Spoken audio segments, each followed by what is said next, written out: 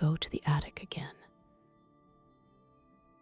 On the first night in a house that had belonged to strangers who became kin in death, Evelyn learned what warnings sound like.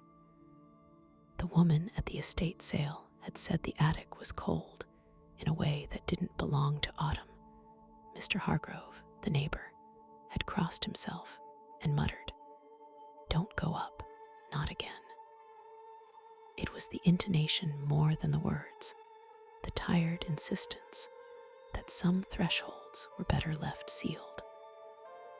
Evelyn tucked those tones into a pocket beside grief and curiosity, telling herself practicality required inspection before restoration. Whitlock Attic reminded her of archives she'd cataloged, things kept not to store, but to forget. Sloped rafters made a low cathedral, and in the center, an iron-bound oak chest sat as if appointed to hold the house's attention. When Evelyn brushed the lid, the air smelled of cedar and something older, a faint metallic note she couldn't place. She discovered a ledger folded in oilcloth beneath brittle linens, its cover soft with use, and the kind of handwriting that arrives through habit rather than confidence. The first page was dated long before she was born, but her fingers trembled anyway.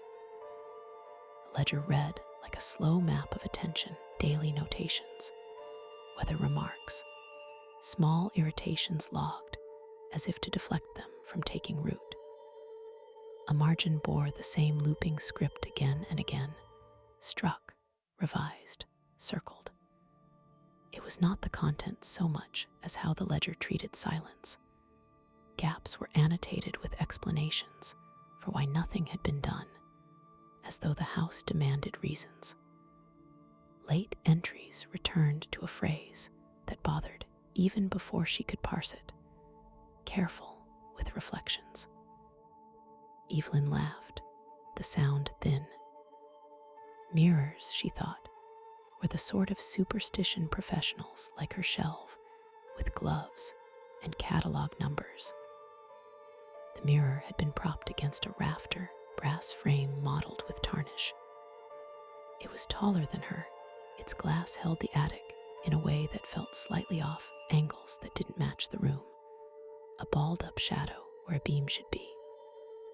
Evelyn noticed first that the reflection lagged, a fraction of a breath behind her movements, like a poorly synced recording. At first, she tried rational explanations, warped glass, strange light, an echo of sleep. But the ledger's warning hummed in her head. She pressed a palm to the glass, watching as the reflection lifted a heartbeat later, fingers pale and too deliberate. Days folded into cataloging and small, inexplicable rearrangements. Shelves she'd stacked the night before wore subtle hollows. A photograph slid to the floor and faced the ceiling, as if ashamed. At night, the house made sounds like someone pacing a story into its bones. Evelyn took to leaving the ledger open, reading entries aloud to prove their mundanity.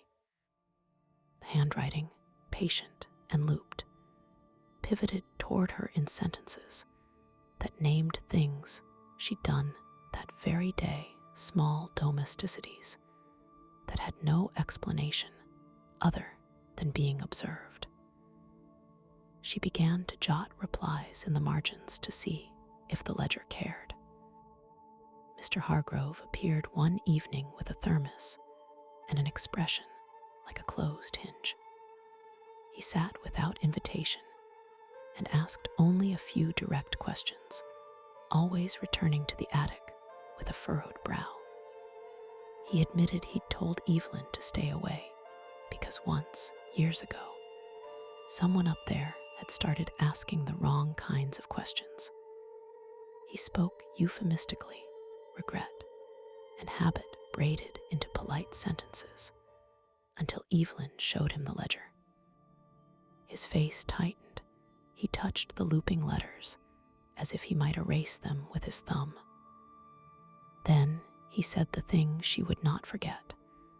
Houses keep settlements.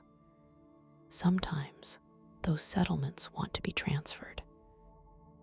Evelyn tested the rules. She carried the mirror downstairs and placed it against a hallway wall. It reflected the foyer, the staircase, an unobtrusive corridor. For a night, it behaved. The ledger, however, recorded the move with a casualness that felt like triumph. A margin scribble read, "Moving furniture moves stories." The next morning, the mirror hung angled at the attic again, its glass cool to the touch, as if it had never left. She found a page in the ledger dated decades earlier, where someone had written her name in shorthand, and then crossed it out, as if embarrassed to be that precise. The crossing out made the letters ache. On the last night before she decided she would either leave or lock the attic forever, Evelyn sat alone under the rafters, with the ledger splayed open and the lamp low. The house was a patient thing. Its sounds were deliberate, like someone breathing through a mouth full of paper. She read until the handwriting bent into something resembling her own. Then the ledger offered an entry she had not seen, dated in a hand that matched hers exactly, and folded into a paragraph about choices. Keep what you are given, return what was borrowed, and never answer a door you don't remember opening. At the bottom, a single sentence, as if someone else had copied an earlier warning and made it a rule. Don't go to the attic again. Her thumb traced the letters. The ink felt warm. She stood to leave, and the attic exhaled. For a second, the mirror's surface smoothed like water, presenting a reflection that was not quite her. Younger, older, someone who remembered different things. The steps creaked as if in response, not to a real foot, but to an expectation. Evelyn thought of the ledger's margins as similar to maps, a place where routes were decided and travelers could be misled. She closed the chest, locked it with the same iron clasp that had held generations of things in stasis, and tucked the ledger beside it. She set the mirror face to the wall and climbed down.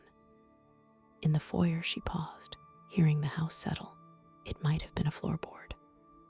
Above, the attic exhaled again, this time, like a slow, satisfied closing.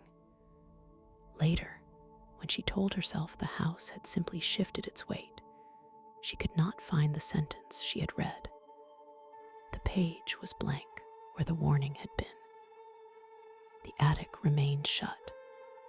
But when the house made its next small, deliberate noise, she heard, not quite a voice, but closer than she wanted, whisper back a phrase she had never spoken aloud, and that she could not be certain belonged to the ledger or to the room. Don't go to the attic again.